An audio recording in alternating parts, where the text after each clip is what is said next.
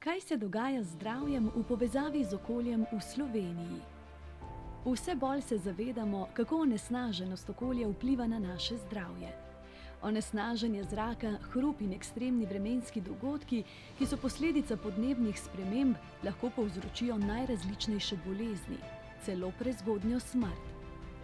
V vodah je vse več zdravil in mikroplastike, ki jih vnašamo v prehranjevalno verigo. Za zdaj posledic še ne poznamo. Nekatera zdravila so v okolju obstojna in imajo škodljive posledice tako za zdravje ljudi kot tudi živali. Sinergični učinki kemikalij, ki so posledica onesnaževanja zraka, voda in tal, vplivajo na motnje v delovanju hormonov ter povzročajo nevrološke bolezni. Cestni promet je vir hrupa in delcev, ki lahko poslabšajo ali celo povzročijo tveganje za nastanek astme, še posebej, če živimo v neposredni bližini ceste.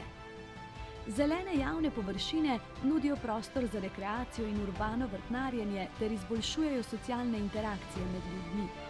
Vse to pozitivno vpliva na naše duševno zdravje, izboljšuje kognitivne sposobnosti ter zmanjšuje umrljivost zaradi bolezni srca in ožilja.